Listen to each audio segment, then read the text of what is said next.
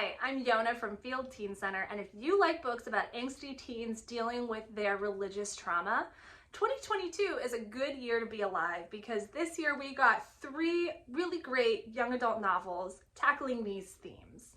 They are Milo and Marcos at the End of the World by Kevin Christopher Snipes, Hell Followed With Us by Andrew Joseph White, and The Lesbiana's Guide to Catholic School by Sonora Reyes. All 3 of these books capture some of the hardest stuff about being a queer teen.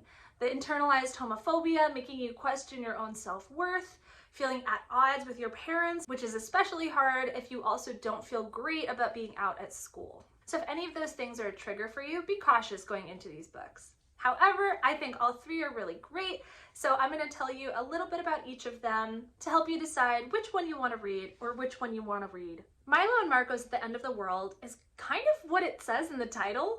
Milo and Marcos are 2 gay boys, they meet, and the world starts literally ending. We're talking sinkholes, we're talking lightning from on high. And although Marcos is an atheist, Milo, our main character, is still Christian and is really struggling with feelings of guilt. And although I wouldn't call this story lighthearted, I think that's a really fun and playful way of handling this idea. The main characters are little cinnamon rolls. You're gonna fall in love with them, especially if you enjoy kind of tropey, summer campy, there was only one bed sort of situation. As charming as the main characters are, the antagonists are just absolute dirtbags. You will love to hate them. So this story could scratch that cathartic itch for people who just want to see some super religious homophobe get knocked down. But if you are Christian or queer and Christian, like Milo in this story, I think this book will also make you feel seen and will acknowledge some of the nice things that religion can be for people. I'd recommend this book for fans of Becky Albertalli and Phil Stamper. Hell Followed With Us is an angsty dystopian story featuring a trans male protagonist who transforms into a horrifying, biblically accurate angel. This book has a lot of body horror, but if you're not bothered by gross stuff, you'll be fine. It also has a hashtag resistance made up of queer youths who are fighting against the oppressive cult that has taken over the world. It's also the only book on this list that has autistic representation, with a major supporting character who is explicitly autistic. There's a little bit of romance in this one, but it's definitely secondary to the more political, dystopian plot.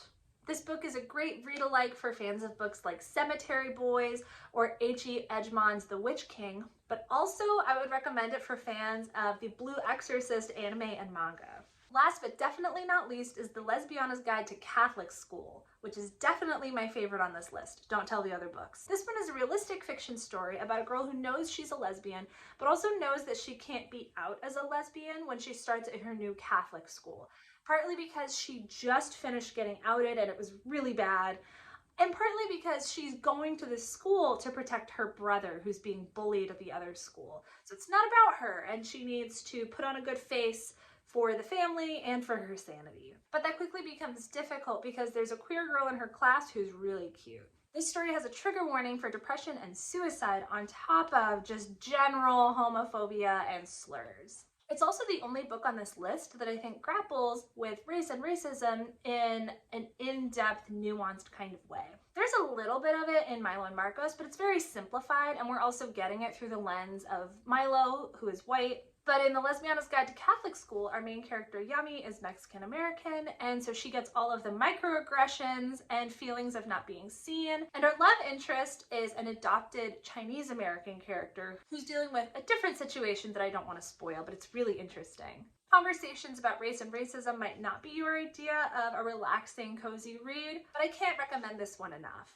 I also love the family in this one more than any of the others, but I can't really say why without giving spoilers. Just trust me, you might cry and it's gonna be great. If you're looking for more book recommendations or if you just want to say hi, get in touch with us because we'd love to hear from you. You can always DM us on Instagram, you can email us, and of course, you can always visit us in person at Field Teen Center. We're located on the ground floor of Parkway Central Library at 1901 Vine Street, and we're open Monday through Friday from 1 to 5 p.m.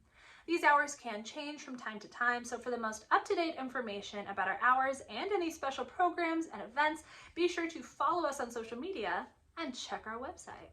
Thanks so much for watching, and I hope you find something great to read.